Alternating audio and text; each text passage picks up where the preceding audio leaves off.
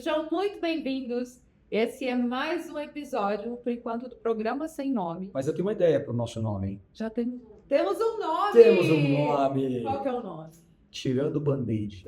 Eu tô tentando entender a lógica por detrás do Tirando o Band-Aid. O Band-Aid, ele serve ali para proteger a feridinha. E muitas vezes o empresário, o empreendedor que está aqui nos assistindo, essa proteçãozinha não ajuda.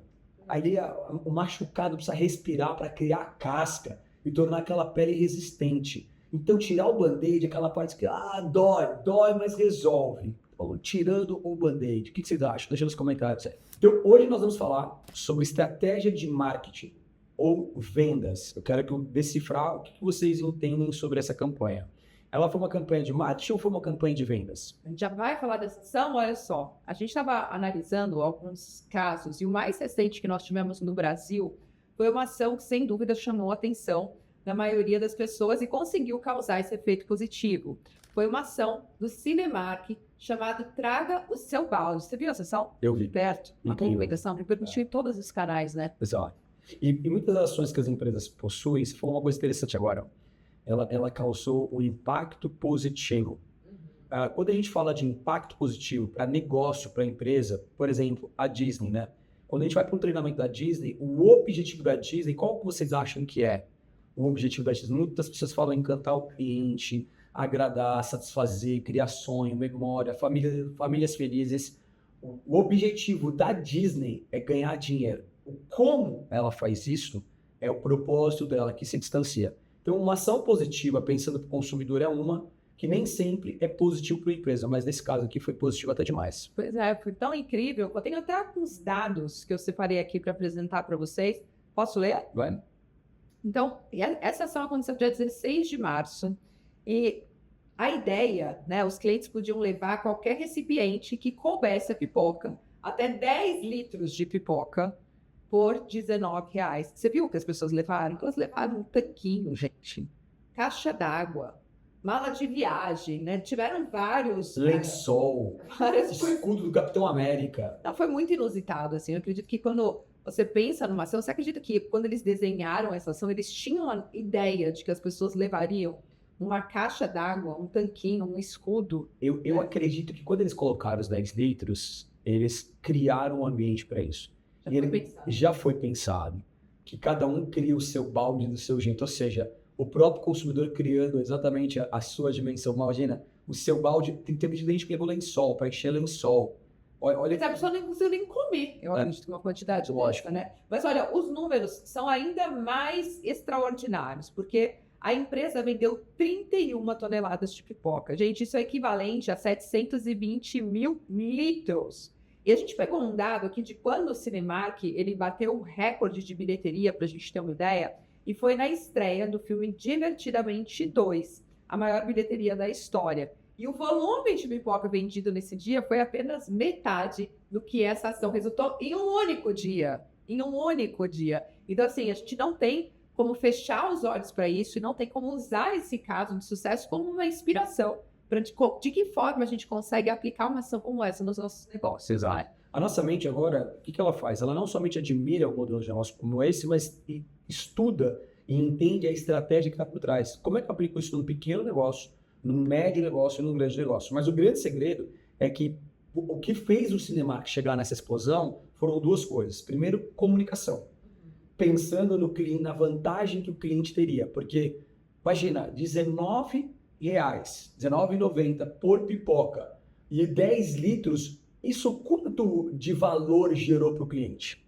Gigante. Só que mais do que valor, ele fez com que o cliente expusesse aquela loucura toda, porque as filas do shopping amontoaram, as filas foram gigantes, porque a quantidade de vezes que eles tinham que preparar a pipoca para encher as malas, o tanque, o escudo e etc e tal, levava muito tempo. Então era um tempo que as pessoas ficavam por causa da experiência, né? Então a gente fala assim, o cliente ele quer comodidade, ele quer atendimento rápido, mas sobretudo ele quer ver uma experiência. Então o grande segredo é como é que eu faço com que eu atinja o objetivo do meu cliente e ao mesmo tempo microfone. Isso foi surreal. E ele utilizou a própria audiência, né, as pessoas que já estão acostumadas aí no cinema como influenciadores. Porque todo mundo queria postar o seu balde inusitado de pipoca. Todo mundo que comprou pipoca, na sua grande maioria, comprou um filme para poder assistir nesse dia também. Então, olha só o volume que gerou. E, por sinal, falando nisso, criaram-se ali os influenciadores, mas todos os influenciadores queriam falar sobre esse assunto também, o que acabou sendo uma ação viral. E tem um grande segredo por trás, que as pessoas devem não estar percebendo, que tem mais um ganho financeiro, que qual foi o filme que estava expondo naquele dia. Porque, muito provavelmente, o Cinemark deve ter feito uma jogada estratégica com um filme que eles queriam vender. Porque as pessoas compravam pipoca associada à experiência do filme. Talvez nem todos foram assistir filme, até porque não dava a quantidade de pessoas, não cabia dentro do cinema. Só que imagina, os filmes que passaram naquele dia, o nível de relevância para eles. E aí, a minha pergunta aqui fica será que esses filmes pagaram para o Cinemark para estar em bilheteria naquele dia? Será que eles tiveram uma combinação? Será que as lojas do shopping tiveram um aumento de faturamento com esse movimento? Para que possa provocar que movimentos como esse pudessem ter mais vezes dentro do próprio shopping? Ou algumas pessoas tiveram mais barulho, bagunça do que resultado? Eu creio que o faturamento no shopping aumentou, porque tem um dado estatístico super interessante para quem está aqui nos ouvindo, de 100% de pessoas que visitam o shopping sem intenção de compra, 40% delas saem com uma sacola. Uau. Ou seja, vou só dar uma voltinha. Vou dar só acabei não voltinha. resistindo. Exatamente. Então, o que isso significa? Significa que volume e movimento gera possibilidade de vendas, né? Qual é o volume e movimento que você está criando no seu canal? O grande segredo é se conectar com alguém que tem canal de vendas ou estruturar o seu próprio canal e ambiente. É por isso que a gente fala muito sobre criar audiência, né? Uma vez que você tem audiência, você tem quem te escute, fica muito mais fácil para você fazer a distribuição do seu conteúdo, do seu produto. A gente, por exemplo, criou isso há 14 anos atrás. A gente tem um canal de vendas muito bem estruturado através de importadores, distribuidores, profissionais cabeleireiros. Hoje, quando a gente lança um produto novo, já é muito de acordo com o nosso canal de distribuição, ou seja, com a audiência, com as pessoas, com os nossos consumidores, né, as pessoas que consomem esses produtos. Então, o quanto é importante a gente estar bem sintonizado, qual é o meu público, o que minha audiência necessita, porque essa ação, ela fez sucesso porque ela estava de acordo com o que o público do Cinemark esperava. Talvez outras empresas de cinema não teriam o mesmo êxito se não fosse um cinema popular, né? Como foi o caso do Cinemark para ter. Se eles replicassem essa ação, talvez na mesma proporção, não teria chegado a tantos lugares, não teria repercutido da mesma forma. Então, o quanto é importante você analisar lá na ponta quem é a sua persona, quem é o seu consumidor, qual é o seu cliente, para de fato você criar cada vez mais estratégias que vão estar de acordo, porque essa ação foi super bem sucedida, mas a gente já viu diversas outras ações que foi se investido tempo, dinheiro, equipe e, infelizmente, deu prejuízo, né? Não teve o resultado esperado, foi uma frustração, porque, de fato, a ação era muito boa, mas ela não estava alinhada com o público que iria participar diretamente. Exato. Eu vou trazer 2 cenários aqui super importantes para a gente trazer isso para a nossa realidade. Nós, como sempre falamos aqui no nosso programa, nós somos a correção dos nossos erros, a duplicação dos nossos acertos. 90% dos desafios nesses 14 anos de jornada não foi provação de Deus, nós não precisávamos ter vindo eles, foram exatamente cegueira crônica do nosso processo. E graças a Deus a gente estava unido, Deus estava sobre nós, aí sim Deus sabia do nosso potencial e do nosso talento, nos manteve de pé para que a gente pudesse superá-los e hoje poder ensinar para outras pessoas. E aí, como é que eu sintetizo isso? O empresário tem que trabalhar na primeira camada, sim, que é onde 90% dos empresários estão trabalhando, no curto prazo. Precisa pagar a conta, o dinheiro da sobrevivência, precisa tirar o seu prolabore para poder sobreviver. O problema não são as 8, 10, 12, 16 horas por dia trabalhando quando você está escalando o seu negócio. O problema é não ter 1 hora no estratégico. O problema é não olhar o seu negócio de cima, não olhar aquela operação e entender o que eu não estou fazendo que a médio e longo prazo possam ter resultados que no curto prazo eu nunca vou ter. Porque se ele só trabalhar só no curto prazo, ele vai depender sempre da saúde dele, do braço dele, da força dele para poder fazer aquilo acontecer.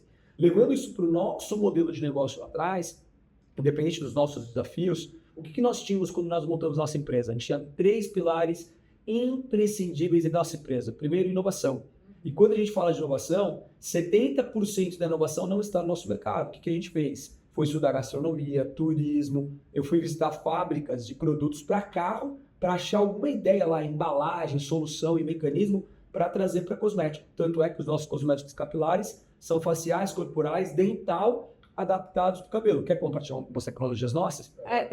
Só de pesquisar em mercados, estou lembrando quando a gente lançou dentro da suíte os nutricosméticos, né? Então, assim, eram cosméticos que você poderia consumir e que você poderia abrir e fazer ali uma alquimia junto com o seu shampoo, com os seus tratamentos. Tudo isso por quê? Porque a gente foi olhar realmente para outro mercado. Hoje a gente tem dentro da companhia um shampoo em pó para lavar o cabelo, não é um shampoo a seco. A gente tem hoje um shampoo que também tira a maquilagem, que é demaquilante, uma máscara em gel, um shampoo para alisar cabelo, um tratamento efervescente e por aí vai. São diversas inovações que, se a gente estivesse olhando somente para o mercado de cosméticos, nós seríamos mais do mesmo, apenas copiando as tendências que já foram criadas, né? Hoje a gente sabe que existem certas necessidades no mercado, mas se a gente ficar olhando só para o mesmo, como é já há muitos anos, é muito difícil você ver de fato uma marca que vem e traga uma grande inovação dentro desse segmento. Vamos compartilhar um pouco mais com vocês como é que a gente montou essa engenharia de produto. Então, desde o dia 1, a gente tinha o primeiro pilar, inovação. Segundo pilar, flexibilidade. A gente sabia que para estar no mundo inteiro, que era o nosso sonho, que era a nossa meta, aí a gente tinha que se adaptar a novas culturas, a pessoas, cenários. E terceiro, lealdade. Tinha que cumprir com aquilo que a gente falava. Aí, quando a gente foi para produto, a gente sabia que no mercado tinha os grandes players, L'Oréal, Wella, Schwarzkopf, grandes marcas que a gente respeita, são marcas centenárias que atendem o nicho A.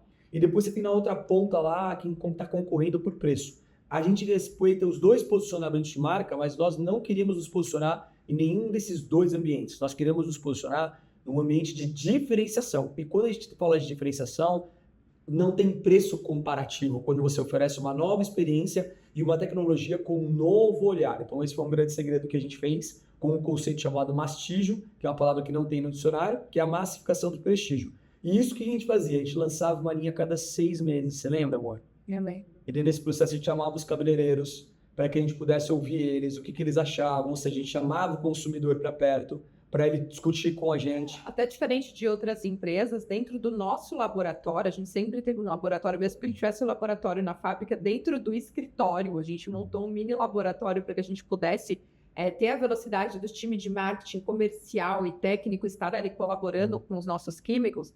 Dentro desse laboratório, a gente tinha um profissional cabeleireiro. Exato. Então, diferente da maioria das indústrias que tem ali um cosmetólogo, um dermatologista, um químico, um farmacêutico, que nós temos isso também, mas a gente fez questão de colocar um profissional cabeleireiro. Por quê? Porque ele está no dia a dia, no campo, ele sabe as necessidades. Não adianta a gente criar a melhor formulação se aquilo não vai ser usual, se ele não vai conseguir aplicar no dia a dia nos seus clientes e ter resultado e proporcionar uma experiência. Então, esse olhar de querer aproximar o seu consumidor na parte do desenvolvimento do seu produto é muito importante. Que é um grande erro que as marcas cometem, né? Hoje as marcas de cosmético, 99% dos testes são feitos por químicos.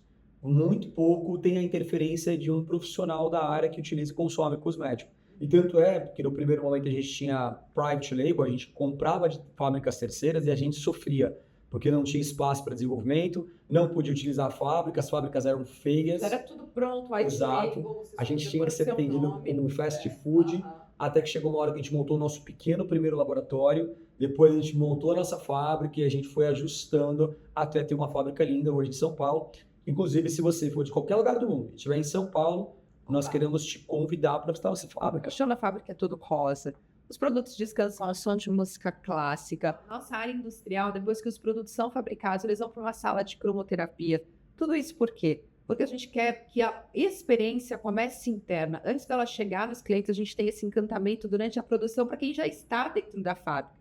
E tudo pensado, tudo feito com muito carinho para que chegue nas melhores energias até os nossos consumidores. A nossa fábrica foi feita para ter visitação diária nela, né?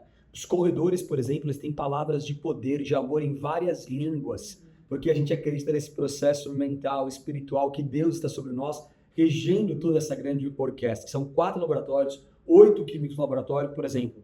Não é comum uma fábrica de cosmético ter 8 químicos. Normalmente a fábrica tem de 1 a 2, no máximo 3 químicos, porque é para eles manterem aquele processo de produtos já desenvolvidos. No nosso caso, nós somos uma fábrica de desenvolvimento. Só que aonde nós investimos nosso tempo? Em vendas. É lá onde está o nosso principal nível de energia e intencionalidade que fez com que a gente chegasse em 74 países no mundo. Inclusive, a gente abriu o país do Onboard. Preciso checar o nome. Se não me engano, a Albânia. É tão ótimo que a gente nem sabe o nome. É porque foi hoje. Não é um nome que estamos acostumados. É a Albânia, se não me engano. Muito bom, a gente estava agora na Cosmoprof de Bolonha, né? De Bolonha, estamos agora em Düsseldorf, na Alemanha. Exato. E vai ter a Arábia Saudita agora, no mês que vem, em abril agora.